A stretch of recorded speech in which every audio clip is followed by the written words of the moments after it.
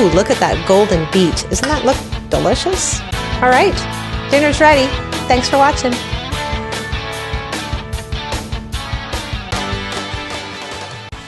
Our next guest is a self-taught chef and baker and owner of a catering business. She has a firm belief that cooking should be from the heart. I'd like to give a warm welcome from Canada, Peggy Adams. Thank you so much for being with us, and how is your day going? Hey, Jason, my day is awesome. I'm so glad to be here with you. Nice to meet you. Same as well. I look forward to seeing your awesome food. I'd like to start by asking you, when did you become interested in cooking? You know what? I was just a little girl. I was in the kitchen kind of watching my mom, and my mom was a bit kind of overwhelmed, I guess, by working and trying to get dinner going. And so when I was about 8 or 9, I offered to make dinner that had to be on the table at 6 o'clock for my dad. He was very precise about time. And I got home from school about 4, so I would start doing it. And I just ended up cooking. My mom would clean up for me. That was the deal. If I cooked, she cleaned. And they put up with an awful lot of not great things, but I persevered, and I've never stopped cooking. It's just been a lifelong passion. That's awesome, because I know if you cook, you don't make dishes, right? Or you don't wash dishes. Well, that's, in the best world, that's where it is. I mean, sometimes you have to do them yourselves too. I do work alone, so I'm the dishwasher as well as the cook. And ever since you grew up, who else taught you how to cook? Any other family members? Not really. I had a good friend that we used to kind of go to a restaurant and then go home and try to recreate what we ate.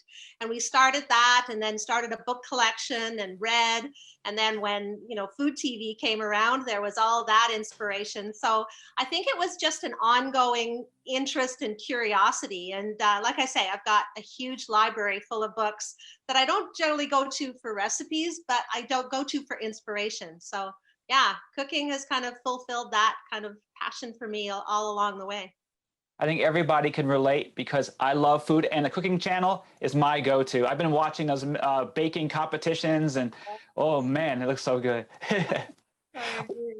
What is your favorite food to prepare out of all the foods that you cook? Oh, I like spice, and I do like kind of international. Thai flavors have always been a favorite of mine, kind of that spicy, and they've got that balance of sweet, sour, spicy, and salty.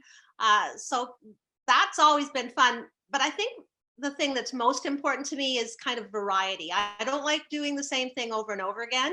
The beauty of what I do, I cook and I bake. So I always have something different to do. And that is important to me in kind of day-to-day life, is not repeating that same thing over and over again. But yeah, Asian flavors are always a good go-to. I love Thai food. I love Japanese. Have you ever done sushi before? Absolutely. I've got a date with my 20-year-old son and his girlfriend to make some sushi this weekend. So absolutely. Wow. Lots of fun. Yeah. That's awesome. Yeah, you're quite the chef, that's for sure. All different styles. That's excellent. What is your busiest time of year that people hire you to cook food for them? Well, I've been in business here in Kamloops just over 2 years, and I'm new to the community. So it kind of was a slow rise. And of course, I started right when COVID struck, which was a blessing in some ways, because a lot of people just did not want to kind of go out and get their food, and I would drop stuff off for them, make whatever they felt like. And so it's been a rising trajectory for me. I imagine that Christmas is going to be a biggie for me. And I have noticed that every time there's a holiday, I really have to make sure I don't overbook myself, because of course that's when people, start asking. But yeah, it's just been getting better and better every month. I'm glad to see that, because I noticed in your bio, you owned a restaurant in the past. Tell us a little bit about that restaurant and now where you're at presently.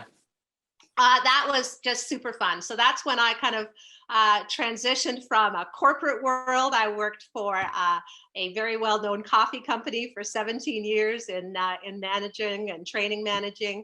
And when I left there, I was at a loss. I was not quite sure what I wanted to do. I knew I didn't want to continue corporate. Food had always been a passion for me. And I don't know, just something, I guess I read a book and it just said, do something that you lose time in. So when you're doing it, you lose all idea of what time it is, and that was cooking. So a little small opening in a strip mall opened up with a great lease rate. And I had a partner who was super interested in starting something new, and basically just kind of made a decision within a couple of months and just did it. So jumped in the deep end. And I mean, I had the experience of running restaurants, so I had that kind of financial understanding of that. But the rest of it was all by kind of like, let's just give it a go. And so we learned trial by fire, but it was probably the most exciting time of my life. Every day I woke up and thought, okay, let's go and see what happens. It's super, super fun. Yeah, I know chefs wake up really early in the morning, like 3 a.m. to start preparing food. Was that your day? You know what? So my whole thing, Jason, is balance. I did not. We had hours where we actually opened at 9. So I came in at 7:30. I woke up at what I think is a reasonable time. And I think that was the reason that I was so happy doing it, is it really didn't become everything, right? Like for me, I need a balance. I need a balance of home and work and rest and exercise. And so we made it work for us that way. And because it was ours, we made those decisions. And I think that was the key to enjoying it and not having it feel like torture. You're absolutely right with that, because you have to have a passion, but you can't torture yourself. The same thing with any job. You got to have the compassion, but you also got to give yourself, like you said, the balance. What kind of style of cooking do you classify most of your meals? So I guess I look to balance as well. You said I was a baker. I'm a baker. I make some beautiful over-the-top cakes and all kinds of things. So I don't believe in no sugar. I work for a couple of families who have just become vegan. So I cook vegan meals for them. I've got gluten-free families, and they have a hard time finding stuff. I do what my customers need, and I make sure I do it so that it is the most delicious food that they can get. The other thing that I really rely heavily on is, everything from scratch. So I don't buy anything that's pre-made. I believe in being able to pronounce the food that you eat. So I really, my groceries are mostly just kind of fresh vegetables and pantry items, and everything comes from scratch. So I think people are comfortable with what I make because they know there's nothing in there that can hurt them. So this is what I like too. I mean, because I cook vegan food for someone, I probably eat vegan 3 or 4 times a week. But then I'll have chicken wings on the weekend. And that for me is about that balance again. I don't think I could swing all the way one way or the other. I really need to kind of feel somewhere in the middle where I think I'm making an impact, and I'm still enjoying myself and not feeling deprived in any way. So yeah, so I cook a variety of things. I guess the one that I haven't had too much experience in is real specialty diets, keto diets or diabetic diets. I don't have any kind of history in that kind of medical side of it to make sure that I'm not doing something that would harm someone. So yeah. Overall, your diversity is great, though. I didn't realize you had such a broad spectrum of different types of meals. And I would love to ask you this one. I have such a sweet tooth. I love my pies. What is your favorite dessert to make if you were to make one that's, you say is unresistible? You know what? So I do a ton of cakes because I think it's hard to get a good cake. You can get a nicely decorated cake, but then inside it just tastes like fluff. So I do cakes, but I think I'm more of a pie person too. I love fruit, so anything kind of based on fruit. I've got a favorite of mine that is called a galette. So it's kind of a free-form open pie. For me, it would be like peaches and blueberries, all in just a really kind of flaky crust, and just a little bit warm out of the oven would probably, satisfy my favorite urges.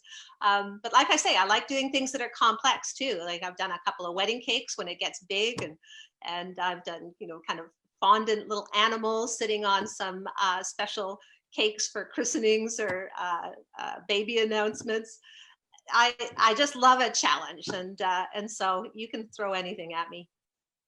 You should be on the next cooking challenge on TV, like Chopped or something like that. I don't know if I could handle the pressure. I think that would. I think there's a lot of great, talented people, but once they get a camera on them, it all just falls apart. You've seen a few of those disasters, right? You know that it's not for lack of skill, but just the pressure is just too much. So maybe a hidden camera. Maybe that's how I could do it. Exactly. That's awesome. But who is your ideal client? I know you talked about a lot of clients, but if somebody would say, I really need to have a chef or a cook make my foods for me, who would be if the people listening in your area? Okay, I feel I have my ideal clients. I'm very, very lucky to have people that are just so wonderful. And I think they are wonderful because they're very clear with me on what they do and don't like. And yet they give me some kind of creative license. So they'll give me some ideas. And of course, after you get to know someone and have cooked for them for a few weeks or months, you really do know what they like and don't like. So give me a bit of a parameter on what you like, and then let me just kind of go for it. The other thing I think is a perfect client is someone that gives me constant feedback, will really tell me if something disappoints them in any way, will tell me when I've done a good job, because I won't get any better unless I hear some of that critical feedback too, right? So Exactly. yeah, that's my perfect customer for sure. Yeah. Perfect. That's really good. Anyone in your area of Canada that's listening out there, feel free to contact Peg, and you never know, she might be your custom private chef. Absolutely. I wish you were in my area. I'd be calling you up every day. I was like, hey, let's go. I'd love to do that. Yeah. You got to freeze your foods, freeze dry them, ship them over the border and send them to Tennessee. We would, that cost might be a little bit too much, but it's a great idea. Yeah. Exactly. But the one question I ask everyone on my show is, what is your definition of total wellness? And what would that be if you were to write that definition? Well, I've alluded to it a couple of times. For me, it is a balance. You know probably yourself, people who have wanted to get fit and they just go full force at it in a crazy way. They injure themselves and then they can't do it for a while. And I think that for me, I've learned over the years that there is that sweet spot. For me, it is eating healthy for sure, but treating myself at the end of the day, if that's what I want, with a cocktail or a glass of wine or just something sweet, like you say. My idea of fitness at my age, I used to run. I did a couple of marathons back in my day, but now it's a really good walk. I have beautiful hills in my backyard. And if I get an hour and a half of a walk where I do a few inclines to kind of get my heart rate going, come back home after a hard day's work, that works for me. It settles my mind. It keeps me free of anxiety. And it just makes me feel good to be out in nature. So like I say, a little bit of balance all the way. So treating myself at sometimes working hard, but resting out as well. Falling somewhere right down there in the middle. That's when I'm at my happiest and at my best for sure. This is exactly what we're all about here. All about the balance, which I really try to express to everybody. Even in myself, I have to work on that balance all the time. Yeah. Is there anything else you'd like to tell our listeners? And where can our listeners hire you? Well, I am in Kamloops, which is in BC in the Okanagan. It's a fairly small town, but it's quite beautiful. It's got a Thompson River running right through it. It's a beautiful valley, hills all around. I'm available through my website and probably information you can provide in notes afterwards. Yeah, I guess I just want to tell people, if they're interested in knowing exactly what they want to eat, need to eat, and they need my service, to definitely give me a call, and we'll see if I can fit them into my calendar. Excellent. Yeah, if you're listening out there and you're in that area, definitely hire Peg, and then you will be happy and satisfied that you did. The best part is coming up next. Peg Adams is going to cook for us one of her specials, baked chicken with roast vegetables in her beautiful kitchen. Take it away, Peg.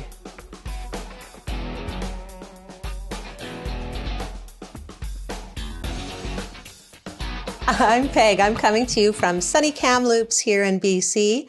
and I am about to put together a dish for you that is healthy, quick, and easy, and using fresh ingredients. So this is kind of a no recipe.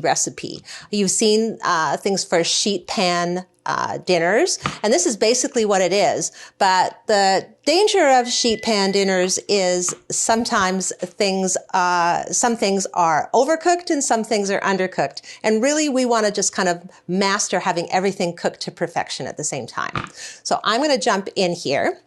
I've got a variety of ingredients from the fridge, some root vegetables, and this is where you can just kind of clean out your fridge if you like. I have sweet potatoes and carrots, some potatoes, onions, zucchini. I've got radishes, which maybe you haven't roasted radishes yet. So I'm just prepping some veg here.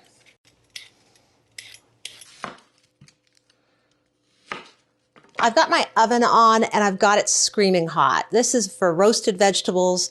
We really want to kind of pull out some caramelized flavors. So get your oven on. Meanwhile, I have peeled some carrots and some sweet potatoes, and I'm going to put some of the denser, harder vegetables on this tray first. So you want to cut everything about the same size. That just means that it's going to cook more evenly. So these carrots, I'm just going to chunk those up, and on the tray they're going to go. So I'm kind of going to do this in stripes. And you'll see what I mean in a second here. So carrots will probably take a fairly long time in the oven. And when I say fairly long, at 450, that's probably 15 or 20 minutes. I did say this was going to be a fast dish, right? So then we've got some sweet potatoes here.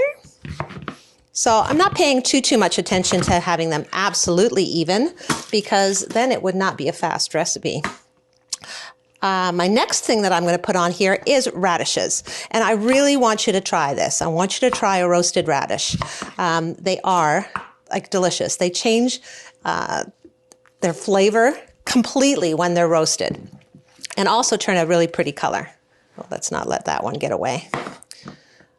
So these big ones I'm going to do in half. If you have smaller ones, just leave them whole. Here we go. So a little stripe of those as well. Cut that guy in half. Maybe one more. The next thing I'm going to do is some roasted garlic as well. And all you're going to do with that is take a whole bulb of garlic and just take the top off so you expose all the cloves like this. That's going to go on there whole. And because we like garlic, we're going to do 2 of them. So we've also got a beautiful golden beet. All right. I like these because they're a little less earthy than the red ones, but red beets, if you like them, they can go on here as well. Now you can roast beets differently too if you want to. You can wrap them in foil, drizzle them with a little bit of oil, and roast them in the oven like that. But this is going to make a nice textural and color difference. So we'll give those a quick peel and have those ready to go on our tray. And then what I'm going to do here is these, like I say, denser vegetables are going to go in the oven first. And you'll see why in a second. Okay, so there we've got beets. Now all we want to do is season these a little bit before we put them in. A little bit of olive oil. So I just give everything a drizzle. That'll probably be a couple of tablespoons. And then kosher salt. A real good sprinkle of salt. Now, the thing with salt is, add it before you cook, and you're going to have to add a lot less than if you wait till afterwards. Okay, so this is going to go in the bottom of my very hot oven. All right, right there on the bottom. So I've got those vegetables in that oven. I told you it was screaming hot. It's 450 degrees. I've got them on the very bottom rack, really close to that heat source. And what I'm going to do is every 5 or 10 minutes, I'm just going to check on them, turn them over, see if we're getting some nice browning caramelization, and test to see whether they're done. They are going to take different times. The radishes might be ready way before the carrots and the sweet potatoes. While I'm getting that in the oven, I'm also going to take some vegetables that all cook at roughly the same time, and I'm going to pop them into this bowl. They're going to be the things that go next in after my root vegetables are done. So I've got some beautiful red onions. I want those in really nice chunks. Now, white onions are going to do for you as well.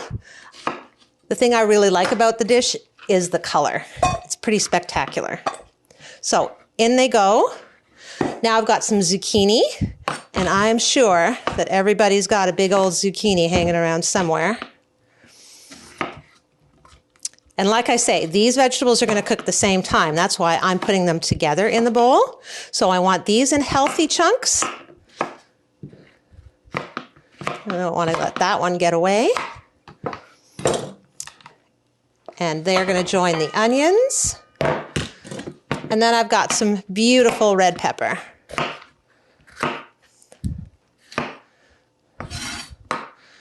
So squares of red pepper.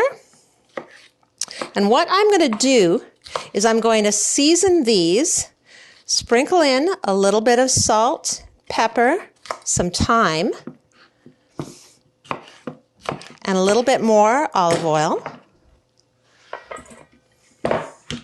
So, pepper, dried thyme, which is gorgeous in this, a little bit of kosher salt, and just some olive oil, just enough to have it help the spices adhere.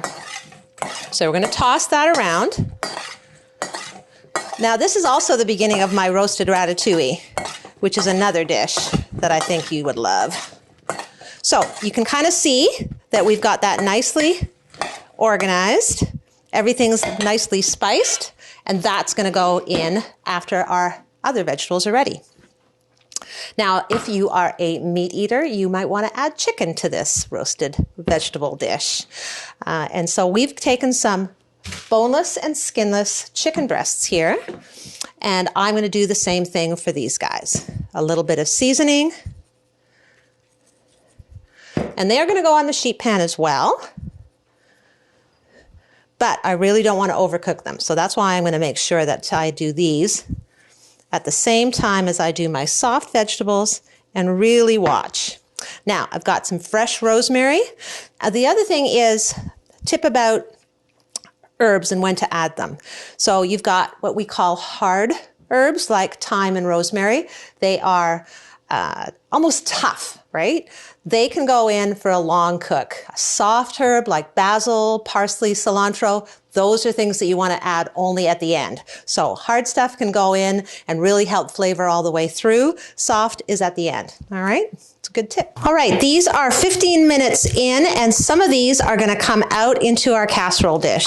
So we've got everything from this pan into our casserole dish, and we're ready for stage 2, which is our soft veg, our zucchini, our peppers, and our onions.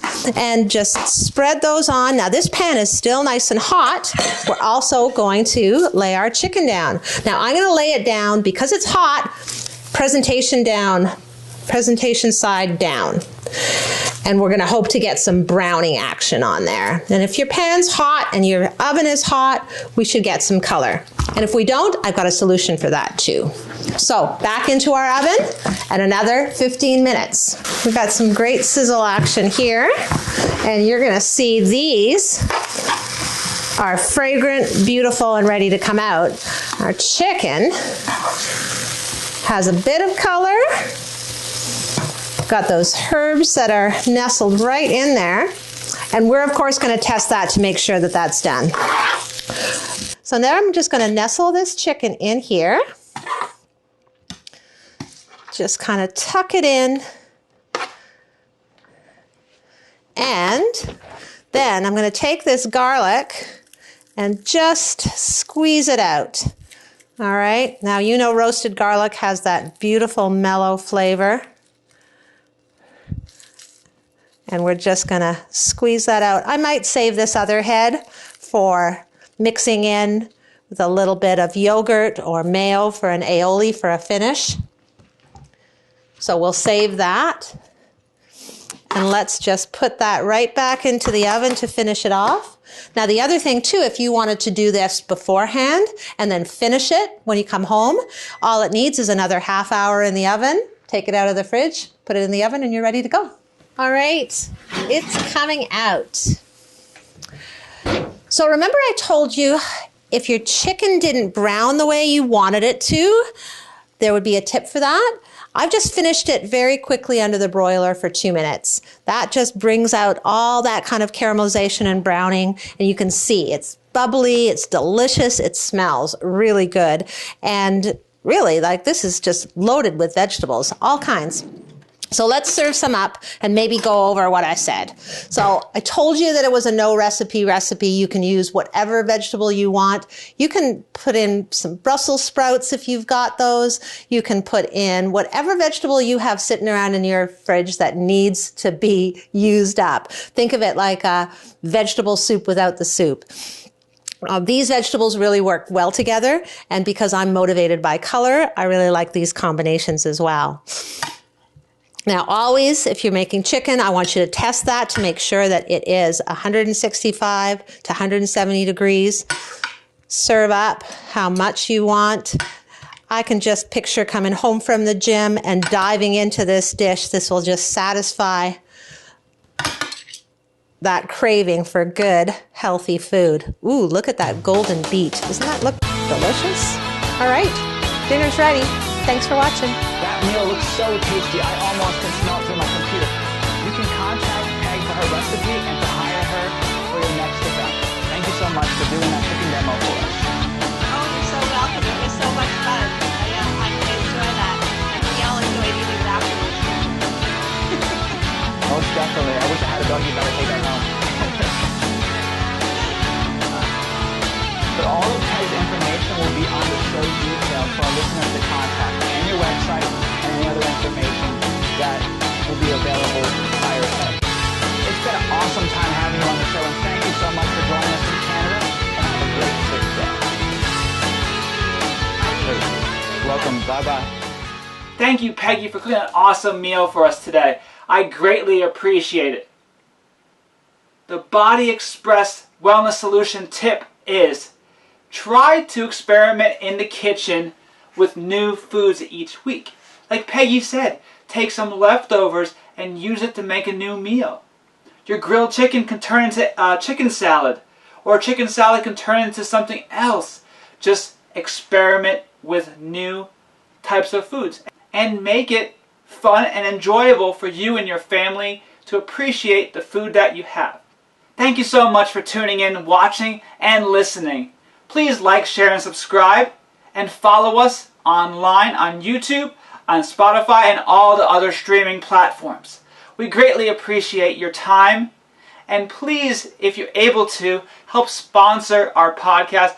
That would greatly help us grow, as well as to allow for us to build more content for our listeners. I thank you very much, and have a great fit day. See you soon.